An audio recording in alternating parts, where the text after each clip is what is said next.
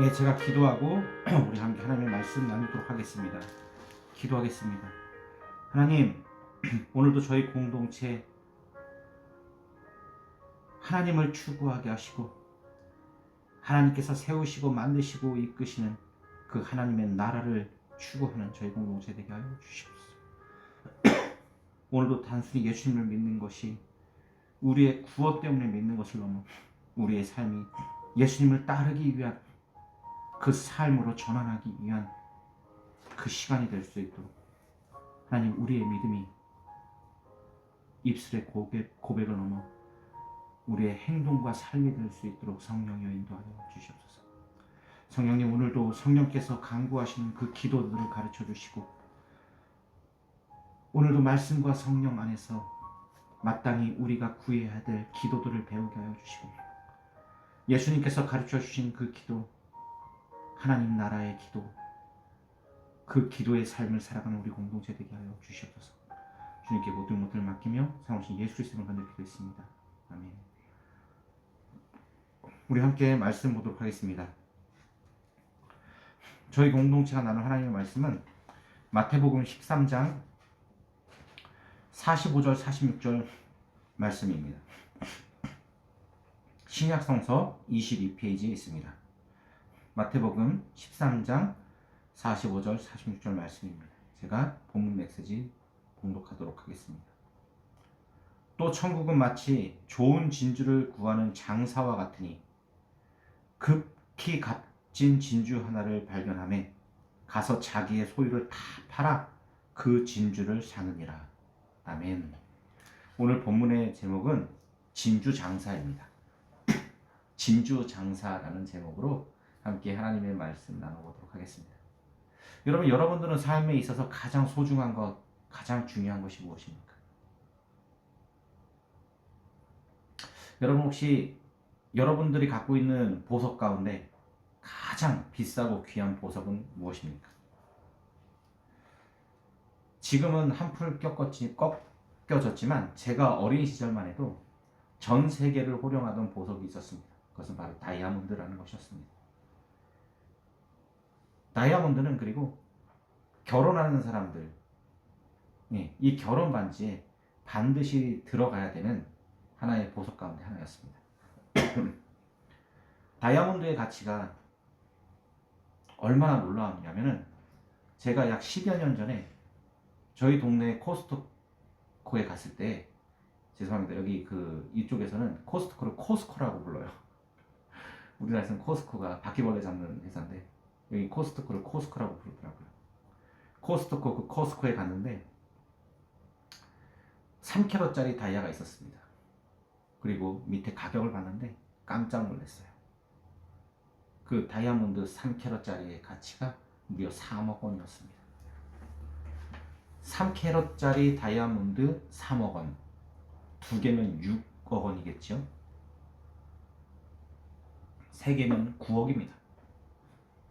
3캐럿짜리 다이아몬드 3개를 갖고 있으면 9억을 갖고 있는 거예요. 4개면 10억을 훨씬 웃도는 돈을 갖고 있는 것입니다. 여러분, 그런 가치의 보석들 가져본 적 있으십니까? 근데 더 놀라웠던 것은, 여러분 잘 아시는 해림보석에 제가 갔을 때 해림보석 사장님께서 저를 처음 만나는 순간에 우리 가게에서 가장 귀한 것을 보여드리겠습니다 하면서 보여주는데 무려 5캐럿짜리 다이아몬드를 보았습니다. 제 엄지 손가락보다 좀 작은데 엄지 손톱 정도 크기였을 거예요. 5캐럿 다이아몬드, 약 엄지 손가락. 가격은 말씀해주지 않았지만 코스트코의 3캐럿짜리 다이아몬드를 보다 5캐럿짜리 다이아몬드를 보니 와, 저 다이아몬드의 가치는 정말 크겠구나 라는 생각이 들었습니다. 그리고 이 다이아몬드를 유통하기 위해서 특별히 유대인들 중에 돈을 아주 많이 갖고 있는, 여러분 베네치아의 상인들 아시죠?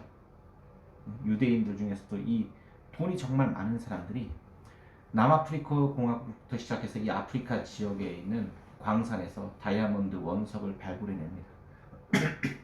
그래서 그것을 대부분 벨기에에서 가공을 해요. 그리고 전 세계로 이것을 유통합니다. 그리고 그 다이아몬드 때문에 수없이 많은 사람들이 먹고 살아요.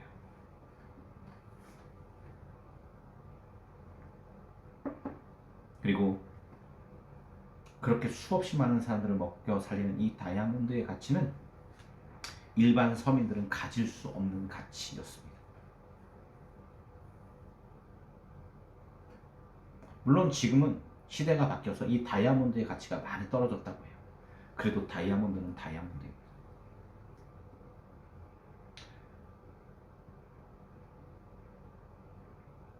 사랑성도 여러분, 오늘 본문에 진주 장사가 등장합니다. 진주 장사꾼이죠. 진주를 사고 파는 사람이에요. 여러분, 진주를 사고 판다. 약 10여 년 전, 20년 전에 다이아몬드 상인과 같은 사람입니다. 쉽게 말해서 베네치아 상인들이에요. 그냥 일반 수준의 장사꾼들이 아니라 정말 크게 한몫하는 장사꾼들입니다. 어디서 뭐 몇천 원, 몇만 원짜리, 뭐 몇십만 원짜리 물건 또는 음식 팔아서 얻는 돈이 아니에요, 이것은. 예전에 우리 성준영 형님께서 100달러 뷔페에 대해서 저에게 소개해 주신 적이 있습니다. 그래서 100달러 뷔페. 이게 듣기만 해도 이게 되게 뭐지 충격적이었어요. 그 비싼 랍스터를 무제한으로 먹을 수 있대요. 랍스터를 쫙 깔려있대요, 뷔페 가면. 마음껏 먹을 수 있대요. 랍스터들이 막 널려있는 100달러짜리 뷔페. 그곳을 방문하고 그것을 가지고 장사하는 상인들 정말 갑부들이죠. 근데 여러분, 가치가 3억, 5억 하는 다이아몬드 장사꾼들에 비해서는 너무 낮은 가치의 가격입니다. 우리가 와 이거 정말 비싼 음식이다 하는 것도 다이아몬드 앞에서는 명함을 내밀 수가 없어요. 예수님 시대에 그 다이아몬드 장사꾼과 같은 사람이 바로 진주 장사꾼들이었습니다. 특별히 예수님 시대에 가장 비싼 진주가 있었는데 그것은 페르시아 쪽에서 나오는 페르시안 진주였어요. 그리고 그 진주의 가치는 여러분 지금으로 말하면 지금의 다이아몬드의 가치와 해당이 되는 것입니다. 근데 오늘 본문에 보면 참 재밌는 게 이 진주 장사꾼이 그래도 어느 정도 재정력이 있을 거 아니에요. 몇 푼 하는 장사꾼이 아니라 억대의 단위로 왔다 갔다 하는 것을 사고 파는 장사꾼이 자신의 모든 소유를 다 걸 만큼 아주 희귀하고 귀하고 아주 가치 있는 진주를 발견한 것입니다. 그럼 어떻게 할까요? 그 가치를 아는 그 장사꾼은 어떻게 할까요? 이거는 내 전 재산을 팔고 아니 빚을 내서라도 반드시 사야 되는 거예요. 그 정도의 가치를 발견하는 거예요. 예를 들면 좀 과장법을 사용하자면 약 100캐럿짜리 다이아몬드 원석이 발견된 겁니다. 이걸 가공하면 진짜 세계에서 가장 큰 다이아몬드를 만들어낼 수 있는 거예요. 그래서 자기가 갖고 있는 전 재산, 자기가 여태까지 다이아 사업을 했던 모든 것들을 다 처분하고 거기에 투자하는 것입니다. 몰빵하는 거예요. 이건 왜냐하면 그만큼의 가치가 분명한 거기 때문입니다. 이건 100%예요. 여기에 투자하는 순간 나의 모든 것을 다 포기하고 이를 얻어 될 만큼의 가치인 것입니다.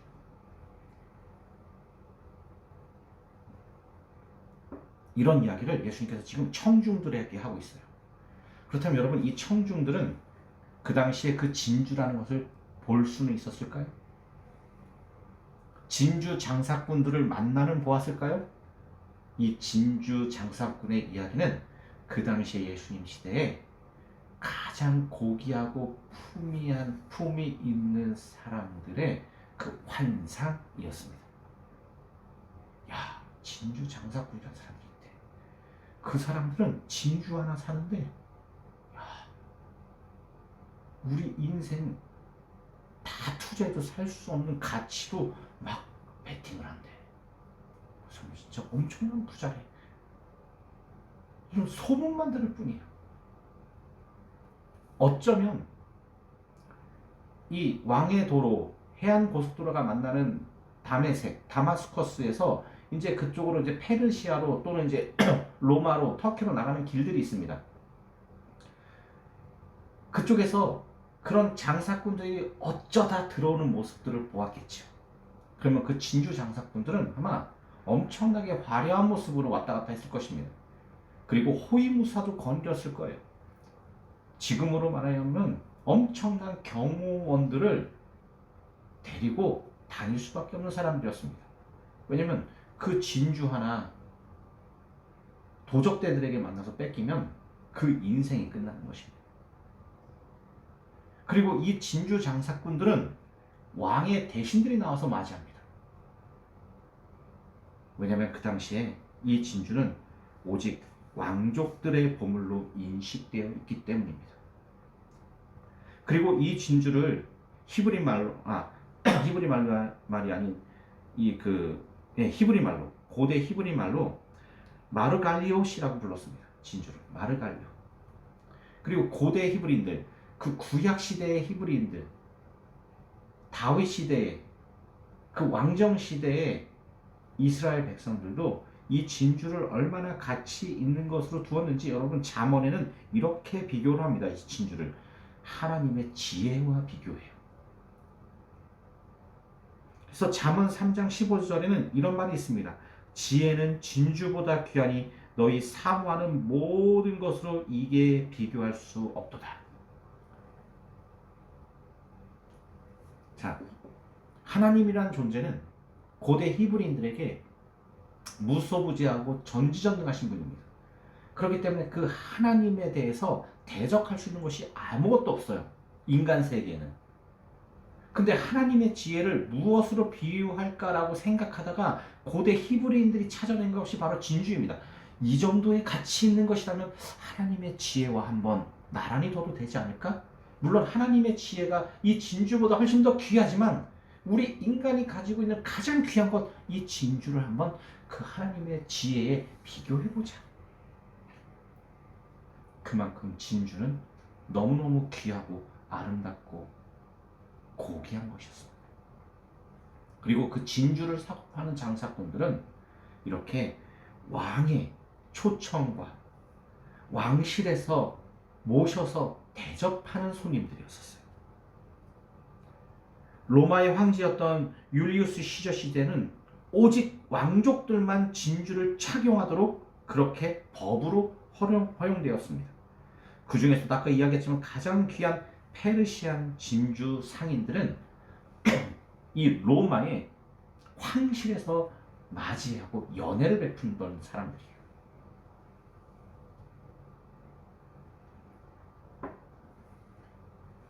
너무너무 귀해서 이 진주라는 것이 너무너무 귀해서 일반인들은 볼 수도 없는 것이었으며 더군다나 만져볼 수도 없는 것이었습니다. 근데 그 진주 상인이 그 엄청난 갑부가 자신의 모든 재산을 다 포기해요. 무엇 때문에? 더 정말 좋은 진주 때문에. 근데 이 진주 장사의 이런 투자, 이 100% 투자, 확실한 투자와 같은 것이 무엇이다고 오늘 비유로 예수님이 들려주시냐면은 하나님의 나라에 대해서 투자하는 것이 이와 같다는 것입니다.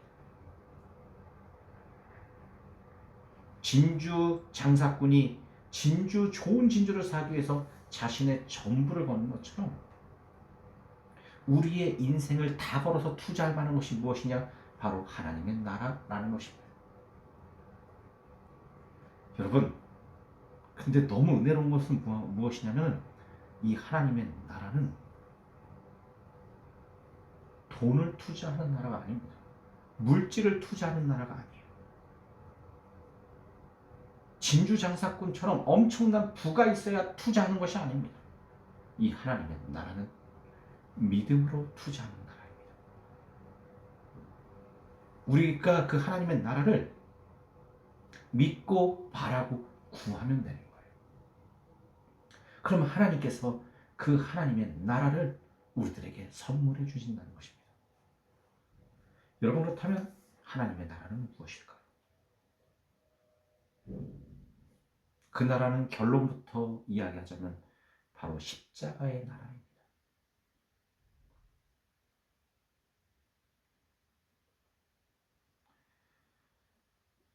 고대 진주 상인들이 그 당시에 왕족들에게, 귀족들도 아닙니다.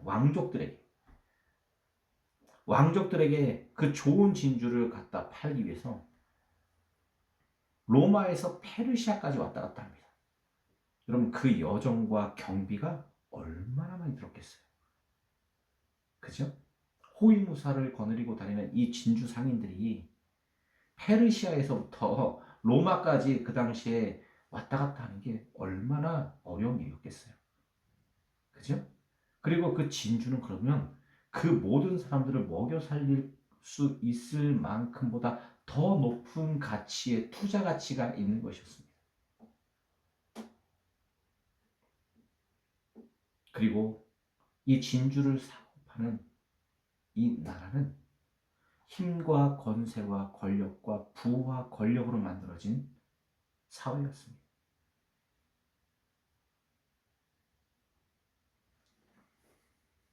그 가운데는 엄청난 억압과 탄압과 더 나아가서는 박해와 살생까지 있었던 나라입니다. 이 진주가 오고 가는, 이 진주가 세워진 나라, 진주 장사꾼들이 세운 나라가 그런 나라였었어요. 일반 서민들은 만져보지도 못할 나라, 일반 사람들은 감히 보지도 못하는 나라였습니다. 꿈도 꿀 수 없는 나라. 왕족 정도는 돼야, 로마 황실의 왕족 정도는 돼야 누릴 수 있는 나라가 바로 진주 장사꾼의 나라입니다. 되게 소수만 누릴 수 있어요. 그 당시에 전 세계 인구 약 3%만 누릴 수 있는 나라입니다. 지금도 여러분, 저 큰 나라 미국 전체의 재정을 부자 3%가 갖고 있대요. 로마 시대의 진주 장사가 이루어지는 그 나라와 지금 이 월과 스트리트에서 일어나는 나라가 별반 다를 게 없어요. 정말 부유한 몇 사람들만 누릴 수 있는 나라. 어떻게 보면 정말 특별한 가치입니다. 정말 소수만 누릴 수 있을 정도로 정말 가치 있는 거예요. 근데 이 나라는 형평성에 너무 어긋난 나라입니다. 근데 그것보다 더 큰 나라, 그 나라를 예수님이 지금 소개하는데 그 나라가 하나님의 나라라는 거예요. 근데 이 하나님의 나라는 어떻게 누리느냐? 진주 장사꾼이 자신의 모든 것들을 다 투자해서 베팅을 할 만큼 엄청나게 값진 것보다 더 값진 하나님의 나라는 어떻게 누리느냐? 믿음으로 누린다는 거예요. 여러분, 에이, 하나님이 어딨어? 아, 그 아들 예수가 어딨어? 아, 예수님이 어떻게 죽었다 살아나? 아, 그분이 또 어떻게 하나님 우편에 다시 가? 아, 말도 안 되잖아. 근데 여러분, 이 말도 안 되는 것을 믿고 바라고 기도해 보십시오. 그 나라가 우리의 삶에 이루어지는 것을 여러분들은 삶에 목격하게 될 것입니다. 그리고 제가 예배 준비를 하고 있는데 성준 형제님께서 영상을 2편을 보내셨더라고요. 하나는 이제 예수님이 이렇게 우리를 어떻게 인도하신지 이렇게 그림으로다 이렇게 계속 적으면서 이렇게 하는 걸 제가 여러분들 다 보내드렸죠. 성준 형제님이 저에게 보내주신 겁니다. 제가 성준 형님한테 공유하겠습니다고 보냈어요. 근데 두 번째 영상 하나 보내주시는 그거는 하나님이 우리를 어떻게 지키고 인도하시는지에 대한 거예요. 기도의 능력이 얼마나 큰지. 그래서 어떤 선물 가지고 뭐를 이렇게 가지고 막 가는데 그냥 이 사람의 길을 그냥 말도 안 되는 방법으로 인도하십니다. 되게 재밌게 유머러스하게 표현이 되어 있더라고요. 그렇게 가치 있는 하나님의 나라. 그 나라. 세상에 지금의 그 월가, 예? 미국을 움직이는 전 세계 부유한 강대국 이 미국의 3%들이 몰려 살고 있는 그 월가, 거기서 유통되는 그 엄청난 재정들, 부유함들, 그래서 그 월가에 입성하기 위해서 수많은 사람들이 지금도 엄청난 노력을 합니다. 그러나 그 수많은 사람들의 중에 거기에 입성할 수 있는 사람들은 극히 소수입니다. 가능성이 거의 없어요. 희박해요. 왜냐하면 우리들에게 그만한 능력이 없기 때문입니다. 근데 하나님의 나라, 그 월가보다 훨씬 크고 장대하고 위대한 하나님의 나라, 그 나라는 예수님을 입으로 신하고 마음으로 믿고 그 예수님을 따라가면 이루어지는 나라예요. 그 나라는 지금의 그 월가화가 세워지는 방법처럼 세워지는 나라가 아닙니다. 그 예수님의 나라는 십자가의 나라입니다. 하늘의 영광을 버리고 이 땅에 오신 예수님, 우리를 구원하시려 멸시와 천대당하며 유월절 어린 양이 되신 예수님, 자기의 삶을 십자가에 드려 친히 우리를 구원하시기 위해, 친히 우리와 같은 죄인을 구원하시기 위해. 아니, 너희가 하나님의 형상인데 왜 그렇게 살아? 너희의 원래 모습이 하나님의 형상이야라는 것을 분명하고 명확하게 가르쳐주기 위해 예수님은 십자가의 나라를 개척해 나가셨습니다. 그것도 로마가 전 세계를 다스리고 있는 그 시대 때, 팍스 로마의 때, 모든 길은 로마로 통한다라고 말했던 그때에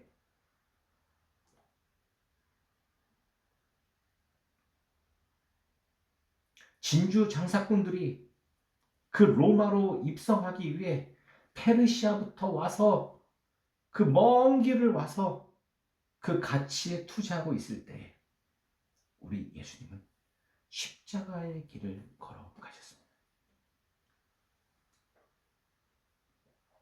혜성이 이번 주 말씀 가운데, 큐티 말씀 가운데 예수님께서 어떤 일을 하셨는지 기억나는 거 있어요? 있어요, 없어요? 있어요. 어떤 거 하셨어요, 예수님이? 우선 오병이어 기적. 오병이어 기적 기억나요? 네. 예수님께서 오병이어 기적을 왜 일으키셨어요? 믿게 하려고요. 응? 믿게 하려고요. 무엇을 믿게 하려고요? 손에서 아픈 사람들 위에 오셨다는 것을.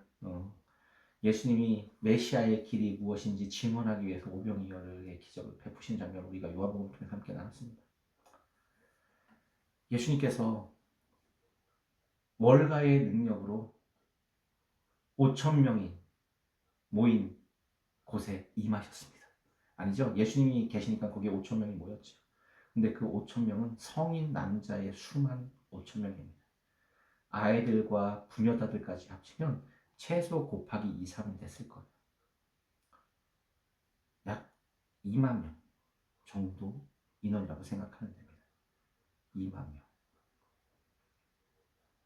약 2만 명 정도. 그리고 시간이 되자 예수님은 의도적으로 제자들에게 질문합니다. 직계 제자들에게 질문해요. 뭐라고 질문하죠? 이 사람들 어떻게 먹을 수 있냐? 이 사람들을 어떻게 먹일 수 있겠느냐 질문합니다. 일부러, 의도적으로. 그게 우리가 묵상한 요한복음에 나오죠.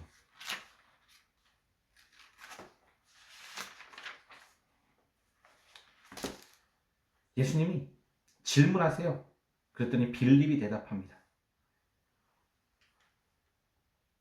우리가 어디서 빵을 사다가 이렇게 많은 사람들을 먹이겠습니까? 그 질문을 뭐하러 해요, 예수님? 먹일 수 없다라는 겁니다, 빌립은. 그리고 예수님은 일부러 빌립을 시험해보고자 그렇게 말했습니다. 다 월가 정도의 수준의 이야기를 하고 있는 거예요. 월가가 이루어지고 세워진 방법의 수준의 생각을 제자들이 다 하고 있었습니다.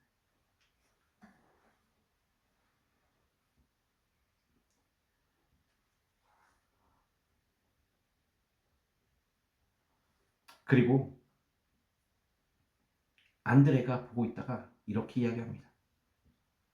예수님, 여기 보리빵 5개와 물고기 2마리가 있는데 그걸 가지고 있는 한 아이가 있는데, 그러나 이 물고기 2마리와 보리떡 5개로 어떻게 이 많은 사람들에게 먹을 것을 나눠줄 수 있겠습니까? 이게 무슨 소용이 있겠습니까?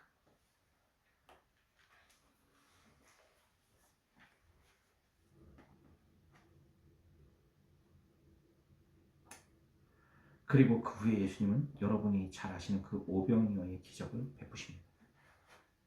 마치 이스라엘 사람들이 광야에서 뛰쳐나왔을 때, 6월절 어린 양의 피로 인해서 이들이 회방에서 광야 생활을 할 때 하나님께서 매일매일 새벽마다 만나를 내려주셔서 그렇게 수없이 많은 사람들이 굶주리지 않고 먹고 살게 하셨고, 구름기둥과 불기둥으로 매일같이 지키시고, 모세의 지팡이를 통해서 분명히 하나님의 살아계심을 나타내 보여주심에도 불구하고 이스라엘 백성들은 거기서 이집트로 돌아가자고 아우성이었습니다. 십자가의 길을 보여주셨더니, 그 어린 양의 유월절의 길을 보여주셨더니 우리는 이집트가 더 좋다. 그 이집트의 노예 생활이라도 그 옷에 가면 우리가 먹고 싶어하는 음식거리가 있었다. 여러 가지 채소들이 있었다. 여러 가지 젓가락꿀이 흘렀다. 여러 가지 고기 덩어리들이 있었다. 이 광야에서 우리가 고기 마시더라도 보겠느냐? 월가를 지향하는 사람들의 아우성이죠. 여러분, 그리고 이 아우성은 지금 우리의 아우성입니다. 나도 진주 한번 만져봤으면, 나도 저기 로마 황제와 함께 노래도 좀 해봤으면, 그 정도의 사업은 해야 되는 건데, 이게 뭐야. 그때 우리 예수님은 6월절 어린 양이 되셔서 십자가로 걸어가셨습니다.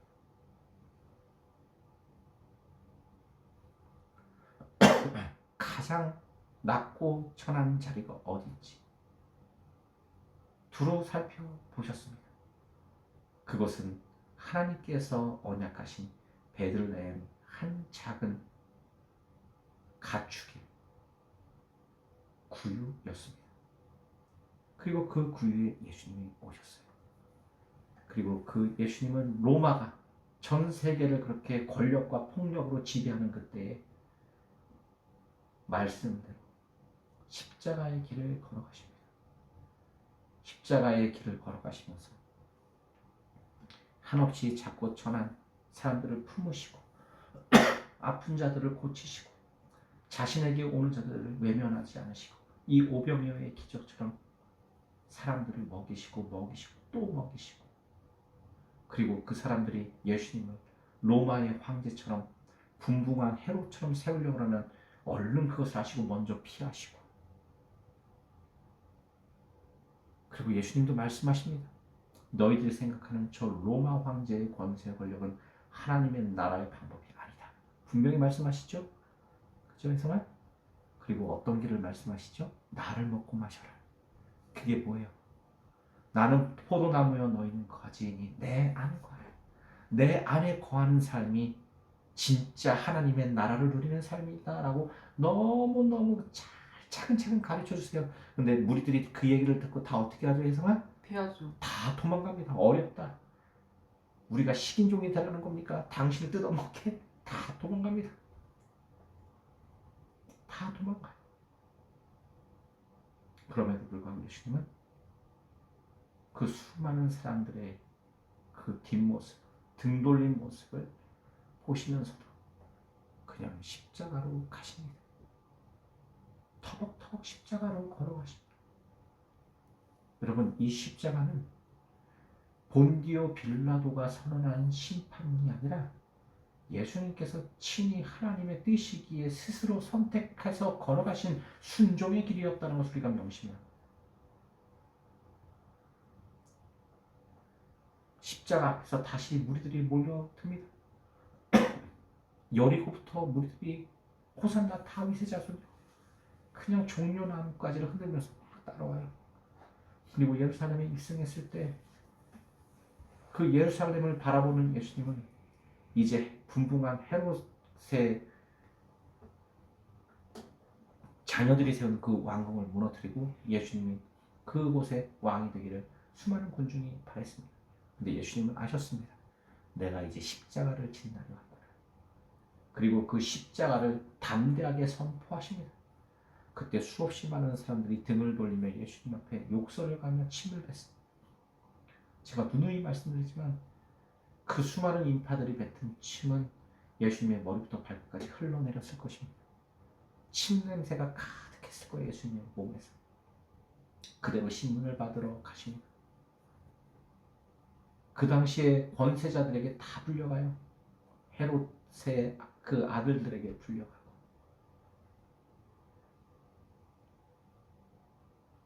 본디오 빌라도 로마 총독에게 불려가고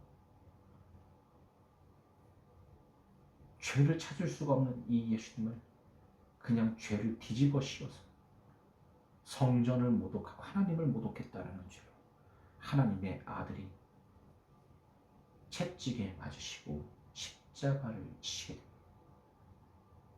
한번 생각해 보십시오. 머리부터 발끝까지 그 침냄새가 가득한 예수님이 로마 병정이 때리는 채찍에 한 대 한 대 맞을 때마다 살점이 툭툭 떠내려갔을 거예요. 떨어져 나갔을 것입니다. 그것을 다 참아내십니다. 왜요? 왜? 저와 여러분들을 사랑하셔서 이 사랑이 뭔지 보여주시기 위해서 하나님의 긍휼이 얼마나 큰지 보여주기 위해서 하나님이 세상을 이처럼 사랑하사 독생자를 주셨으니 이는 그를 믿는 자마다 멸망치 않고 영생을 얻게 하려 하심이라. 여러분 저번에 혜진이와 제가 우리 아이들과 함께 큐티 나눔을 했습니다. 큐티 나눔을 하는 중에 혜진아 예수님이 왜 이 땅에 오셨니? 라고 질문하니까 우리 혜진이가 그랬어요. 제가 죄인이라서요. 내가 커다란 신원에서 예수님이 여기 오셨습니다. 그렇게 얘기한 거 들었죠? 우리 아기들? 그래서 제가 아빠가 뭐라고 가르쳤죠? 아니야 그거 아니야 하면서 뭐라고 해주셨죠? 혜진이를 하나님이 너무 사랑하셔서 예수님 오신 거예요. 너가 죄인이어서가 아니라 너가 원래 하나님의 딸이기 때문에 오신 거야. 너 그만큼 소중하고 귀해. 혜진이의 눈가에 눈물이 자꾸 고였어요. 어제는 혜진이가 저희와 함께 하룻밤을 지냈습니다. 그리고 이제 아침에 이 녀석도 감기가 되게 심하게 걸려 몸이 아픈데도 또 엄마가 동생을 낳기 때문에 산후조리 해야 된다고 또 갔어요. 그러면서 어제 저녁에 저와 제 아내에게 우리 혜진이가 한국 영화를 하나 틀어줘서 같이 보았습니다. 그게 담보라는 영화였어요. 담보라는 영화였습니다. 조선족 한 아이가 돈 없는 엄마, 가난한 엄마 밑에서 살다가 도저히 엄마가 뭘 할 수 없으니까 돈을 빌리고 자신의 딸을 담보로 내줘요. 그래서 영화 제목이 담보입니다. 여러분 안 보신 분들은 꼭 한번 보셨으면 좋겠어요. 그러면서 일어나는 그 일들 쭉 그렸어요. 근데 이 아이를 그 맡은 한 사람이 성동일 씨가 이 아이를 아버지처럼 돌봅니다. 아버지처럼 돌봐요.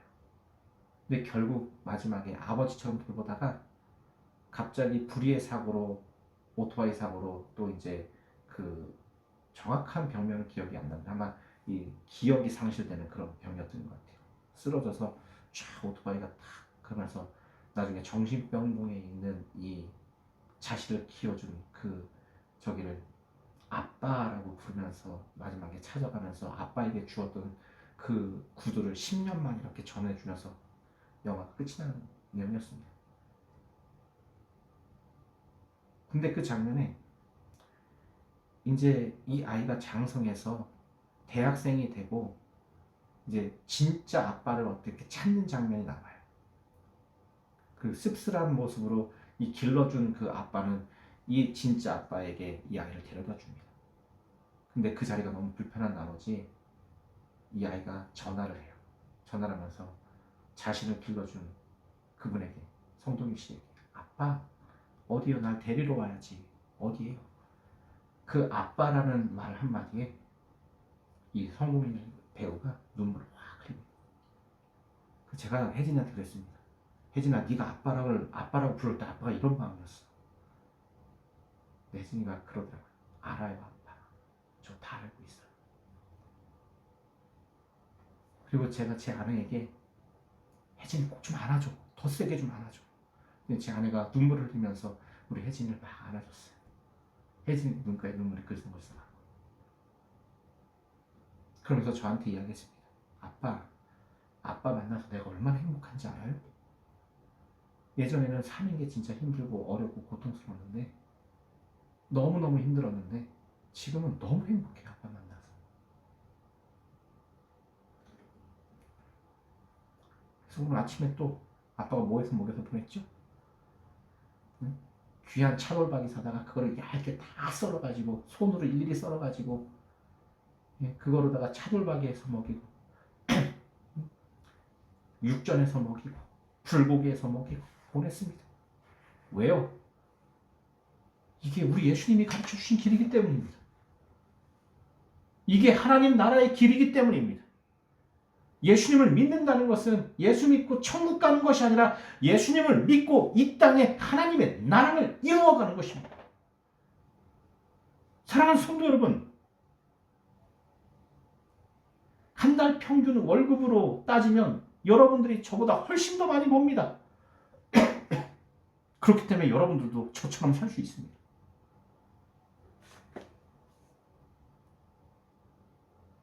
왜냐하면 우리가 믿는 예수님이 그렇게 사셨기 때문입니다. 여러분, 제가 대학교 때 운이 좋게 기숙사 사생장을 한 적이 있었습니다. 그때 기숙사 사생장을 했을 때 이제 그 사감님과 제가 이제 학생들을 이렇게 뽑는데, 이렇게 보면서 제일 이상한 아이를 일부러 제 룸메이트로 했습니다. 조선이라는 친구였어요. 아버님이 민주화 운동하셨던 분인데 애기 이름을 조선이라고 지었습니다. 조선아! 우리 조선아! 그런 의미로 지었대요. 아버님이 성공의 목회자셨는데 민주화 운동 막 하시고 그러다 보니까 감옥에를 여러 번 갔다 오셨어요. 그래서 그 아내와 아이를 잘 책임을 못 지셨대요. 맨날 감옥에 계셔가지고. 나중에는 이제 목사직도 박탈당하고 제천에서 순댓국밥 하고 있었습니다. 나중에 만나봤는데 진짜 멋있고 좋으신 아버지더라고요. 근데 자식에게 너무 큰 죄를 지었다는 거예요. 자기가 애를 돌볼 수가 없어가지고 너무 힘들었대요. 그리고 애도 아빠에 대해서 감정이 안 좋대요. 그래요? 그러면 제가 이 아이 제가 아빠처럼 맡겠습니다. 그때 제 나이 25이었습니다. 25살 때 이 아이와 같이 동고동락하면서 이 아이에게 공부를 가르치고, 맨날 같이 가서 이 아이에게 하나님의 말씀 가르치고, 사람이라면 어떻게 살아야 되는지 가르치고,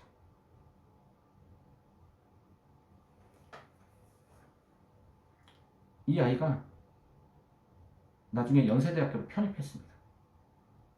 그리고 지금은 7급 공무원으로 아주 멋있는 일들을 해나가고 있어요.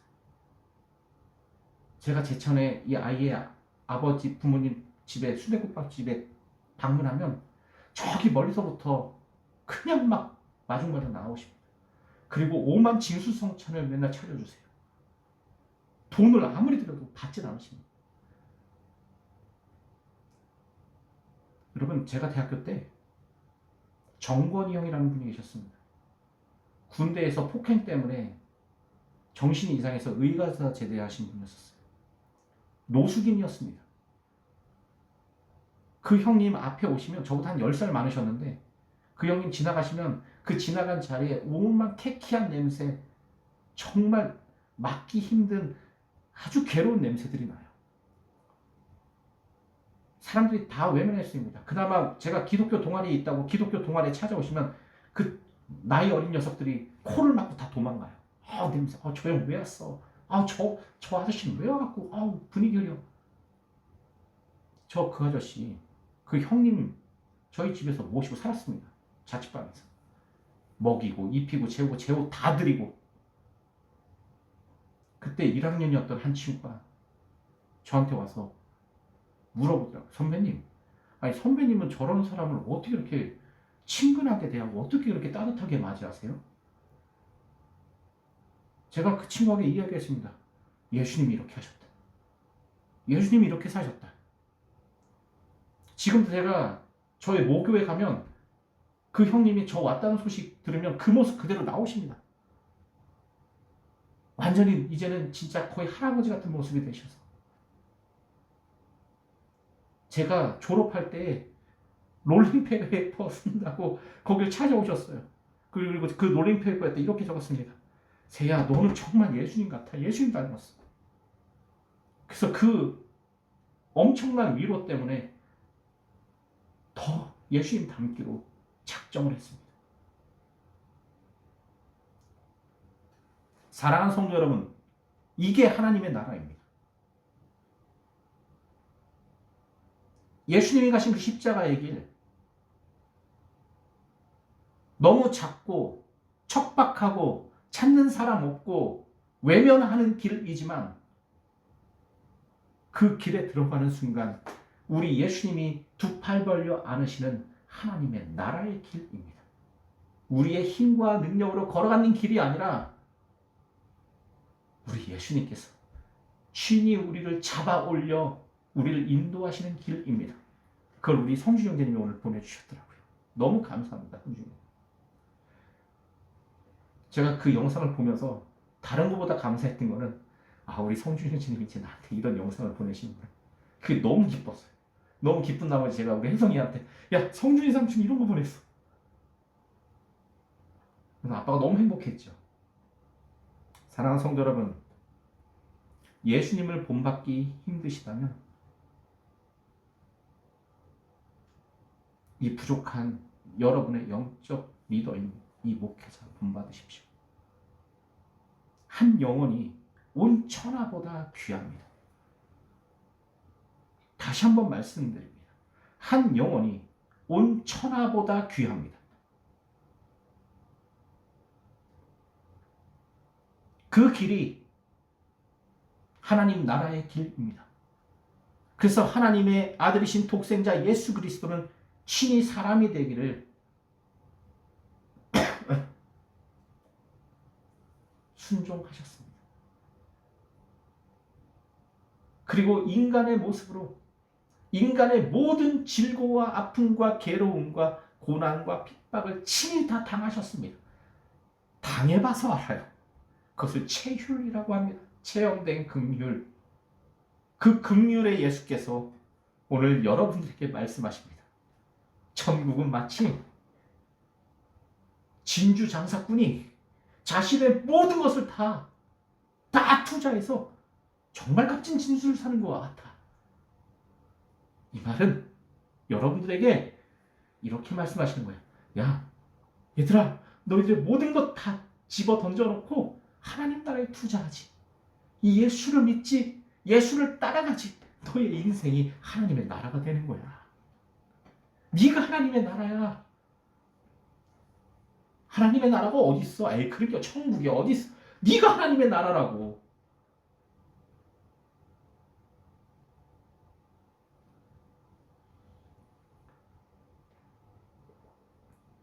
사모님, 제 친구들, 저와 함께 젊은 시절들 보냈던 사람들 많이 만나봤죠? 그 친구들이 하는 한결같은 이야기가 무엇입니까? 준섭 형제, 재근 형제, 남재, 우리 우영이, 그때 재근이 아버님 빈소에서 저와 같이 동고동락했던 사람들이 했던 이야기가 다 무엇입니까? 혜성아, 너도 들었죠? 들었죠? 네. 아빠처럼 살아. 네 아빠 본받아. 한 영혼을 너보다 훨씬 더 귀하게 여기면서 살아. 그러면 사람들은 너를 통해서 하나님을 보게 될 거야. 사랑하는 성도 여러분, 우리 이 시간 투자합시다. 우리의 모든 인생 걸고 하나님의 나라를 삽시다. 아니, 이걸 왜 마다합니까? 이 거룩함을, 이 순결함을, 이 순전함을, 이 아름다운 것을 왜 마다합니까? 하나님의 나라는 여기 있다 저기 있다 하는 것이 아니오 오직 우리들의 마음에 있는 것입니다. 죽어서 가는 하나님의 나라, 그건 불교에서 이야기하는 거고 유교에서 이야기하는 거예요. 하나님의 나라는 예수 그리스도의 십자가로 말미암아 이 땅에 이미 완성된 나라입니다. 그 나라를 성서는 종말이라고 표현해요. 종말. 종말이 무엇이냐? 예수님이 십자가를 지신 겁니다. 그러면서 어둠에 갇혀있던 우리가 하나님의 은혜를 입는 이 순간이 종말인 거예요. 근데 그 종말을 마치 어떤 막 휴거와 같은 그런 거로 생각합니다. 그러면 종말은 내가 죽고 내 안에 예수께서 사시는 것입니다. 내가 죽었기 때문에 이제 나는 내가 아니라 예수의 심장을 가진 born again, 거듭난 사람입니다. 그렇기 때문에 나는 당연히 마땅히 예수를 따라갑니다. 핍박과 고난과 공고와 외로움과 슬픔과 아픔이 찾아와도 묵묵하게 예수 따라갑니다. 왜냐하면 그 예수님이 진리이시고 길이시고 생명이시기 때문입니다. 여러분, 말씀을 정리하고 마치도록 하겠습니다. 여러분들에게 생명은 무엇입니까? 여러분의 인생의 길과 방향은 무엇이었습니까? 팍스로마 아니었습니까? 월가의 삶을 한번 꿈꿔보는 것 아니었습니까? 여러분, 그 팍스로마 때 예수님은 십자가의 길을 걸으시면서 이것이 하나님의 길이야 명확하게 가르쳐 주셨습니다. 너무 명확하게. 그럼 예수님을 믿는다는 건 뭐겠습니까? 그 십자가의 길, 순교자의 삶을 따라 사는 것입니다. 그것을 따라갈 때 우리를 통해서 누군가는 이 땅에 이루어진 하나님의 나라를 또한 보게 될 것입니다. 사랑하는 성도 여러분, 우리 진주 장사꾼이 됩시다. 이 진주 장사꾼은 진주의 가치를 알아요. 그래서 그 가치를 알기에 100% 자기의 모든 것들을 투자할 수 있습니다. 여러분, 하나님 나라의 가치가 있습니다. 그 가치에 속된 말로 몰빵하는 우리가 되었으면 좋겠습니다. 이건 100%입니다. 이 나라는 하나님이 세우신 가장 거룩하며 가장 따뜻하며 가장 순전하며 가장 온유한 나라입니다. 우리 그 나라를 우리의 삶에 받아들여서 우리의 삶이 하나님의 나라가 되는 이 놀라운 은혜를 경험하는 저와 여러분이 되었으면 좋겠습니다. 이 시간 기도합시다. 이 시간 기도할 때 진주장사처럼 가치 있는 것이 무엇인지 좀 봅시다. 여러분, 세상에 있는 것도 이렇게 가치가 높아서 자신의 모든 것을 투자하는데 하물며 하나님의 나라가 여러분 앞에 있는데 무엇을 망설입니까? 우리 인생 전부를 투자합시다. 우리의 모든 것을 투자합시다. 그 나라가 우리를 통치하도록, 그 나라가 우리를 다시 살게 하도록 그 나라가 우리를 다스리도록 우리 기도하도록 하겠습니다. 사실 하나님, 하나님의 나라, 하나님의 창조의 나라, 하나님 보시기 좋은 나라, 그 아름다운 나라가 하나님 이 말씀 앞에 서 있는 또한 기도하는 우리 살아가는 성도들 위해 세워지게 하여 주시옵소서. 우리 성도들이 하나님의 나라 되게 하여 주셔서 우리 성도들의 삶을 통해서 우리 성도들의 이 놀라운 발걸음을 통해서 하나님 살아계심이 우리 예수님의 주인 되심이 성령의 위로하심과 동행하심이 드러나는 시간들 되게 해주시고 이 놀라운 나라 앞에 세상 모든 사단의 권세들이 굴복하게 하시고 예수님이 친히 지키시고 보호하시는 우리 성도들의 삶 속에 어둠의 세력이 물러가게 하여 주시옵소서. 예, 예수님이 비친 것처럼 우리 성도들의 모든 삶이 빛이 되게 하여 주시옵소서. 주님께 모든 것들을 맡기며 사랑하신 예수 그리스도를 하늘에 기도했습니다. 아멘. 예수님이 가르쳐 주신 오늘 예배 마치도록 하겠습니다. 하늘에 계신 우리 아버지 이름이 거룩히 여김을 받으시며 나라의 마음이시며 뜻이 하늘에서 이루어지듯이 땅에서도 이루어지리이다. 오늘날 우리에게 양식을 주시옵시고 우리가 우리에게 죄진 자를 사하는 것 같이 우리 죄를 사하여 주시고 우리를 시험에 들지 말고 주시고 다만 악에서 구하소서. 나라와 권세와 영광이 아버지께 묻사옵나니 아멘. 사랑하는 성도 여러분, 하나님의 나라는 죽어서 가는 것이 아니라 우리 주 예수 그리스도를 영접하고 입으로 신하고 마음에 받아들이는 순간 우리의 삶에 이루어지는 나라라는 것을 명심하며 살아가는 저와 여러분 되었으면 좋겠습니다. 감사합니다. 예배 마쳤습니다.